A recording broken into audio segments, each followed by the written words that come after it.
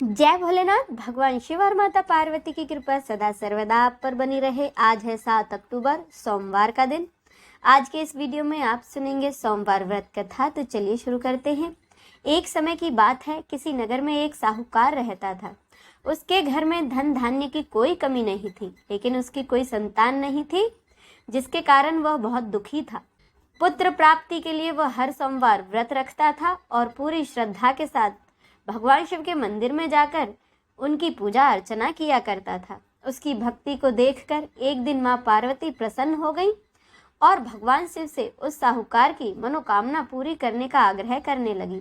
पार्वती जी की इच्छा को सुनकर भगवान शिव ने कहा, हे पार्वती, इस संसार में हर प्राणी को उसके कर्मों का फल मिलता है और जिसके भाग्य में जो हो उसे भोगना ही पड़ता है। लेकिन माता पार्वती जी ने साहूकार की भक्ति का मान रखने के लिए उसकी मनोकामना पूरी करने की इच्छा जताई। माता पार्वती के आग्रह पर भगवान शिव ने साहूकार को पुत्र प्राप्ति का वरदान तो दे दिया, लेकिन साथ में यह भी कह दिया कि उसके बालक की आयु केवल 12 वर्ष की होगी। माता पार्वती और भगवान शिव की बातचीत को साहूकार सुन रहा था। उसने ना तो इस बात की खुशी की और ना ही दुख। वह पहले की भांति ही शिव जी की पूजा करता रहा। कुछ समय बाद साहूकार के घर एक पुत्र का जन्म हुआ। जब वह बालक 11 वर्ष का हुआ तो उसे पढ़ने के लिए काशी भेज दिया गया। साहूकार ने पुत्र के मामा को बुलाकर उसे बहुत सारा धन दिया और कहा कि तुम अपने भांजे को काशी पढ़ने के लिए ले जाओ और मार्ग में यज्ञ कराते जाना। जहाँ भी यज्ञ कराओ वहाँ ब्राह्मणों को भोजन कराते और उन्हें दक्षिणा देते हुए जाना। दोनों मामा भांजे इसी तरह यज्ञ कराते और ब्राह्मणों को दान दक्षिणा देते काशी की ओर चल पड़े। रात में एक नगर पड़ा, जहाँ नगर के राजा की लड़की की शादी थी। जिस राजकुमार से उसका विवाह होना था वह एक आंख से काना था।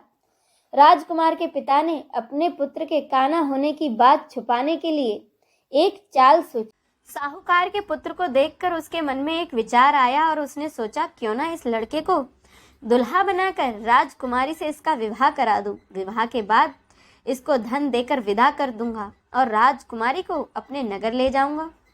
उसने लड़के के मामा से अपनी व्यथा बताई और लड़के को दुल्हा बनाकर राजकुमारी से विवाह कर दिया। लेकिन साहूकार का पुत्र ईमानदार था, उसे यह बातें न्याय संगत नहीं लगी। उसने अवसर पाकर राजकुमारी की चुन्नी के पल्ले पर लिखा कि तुम्हारा विवाह तो मेरे साथ हुआ है, लेकिन जिस राजकुमार के संग तुम्हें भेजा जाएगा वह एक आंख से काना है। मैं तो काशी पढ़ने जा रहा हूँ। जब राजकुमारी ने चुन्नी पर लिखी बातें पढ़ी तो उसने अपने माता पिता को यह बात बताई। राजा ने अपनी बेटी को विदा नहीं किया, जिससे कि बारात बिना दुल्हन के ही वापस चली गई। दूसरी ओर साहूकार का लड़का और उसका मामा काशी पहुंचे और वहां जाकर उन्होंने यज्ञ किया। जिस दिन लड़के की आयु 12 साल की हुई उसी दिन यज्ञ रखा गया।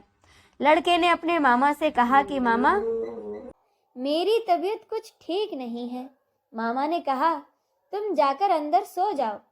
शिवजी के वरदान के अनुसार उस बालक के प्राण कुछ समय बाद ही निकल गए।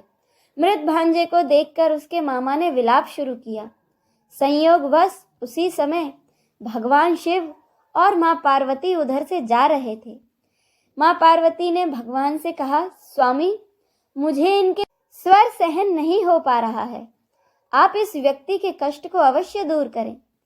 जब शिवजी बालक के पास गए तो वह बोले कि देवी, यह साहूकार का ही बेटा है, जिसे कि मैंने 12 वर्ष की आयु का वरदान दिया। अब इसकी आयु पूरी हो चुकी है।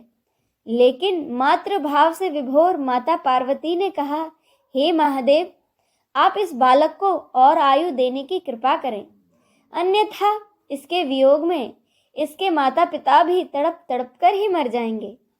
माँ पार्वती के आग्रह पर भगवान शिव ने उस लड़के को जीवित होने का वरदान दिया। शिव जी की कृपा से वह लड़का जीवित हो गया। शिक्षा समाप्त करके लड़का अपने मामा के साथ नगर की ओर चल दिया। दोनों चलते हुए उसी नगर में पहुंचे जहां उसका विवाह हुआ था। उस नगर में भी उन्होंने यज्ञ का आयोजन किया। उस लड़के के ससुर ने उसे पहचान लिया और महल में ले जाकर उसकी खूब खातिरदारी की और अपनी बेटी को विदा किया। इधर साहूकार और उसकी पत्नी भूखे प्यासे रहकर बेटे की प्रतीक्षा कर रहे थे। उन्होंने प्रण रखा था कि यदि उन्हें अपने बेटे का सुसमाचार नहीं मिला तो वह भी प्राण त्याग देंगे। परंतु अपने बेटे के जीवित होने का समाचार पाकर वह बेहद प्रसन्न हुए।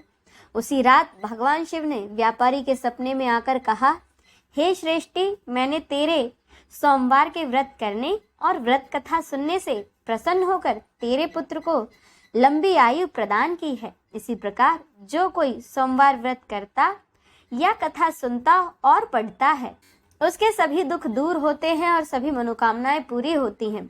बोलो भगवान शंकर की जय, माता पार्वती की जय।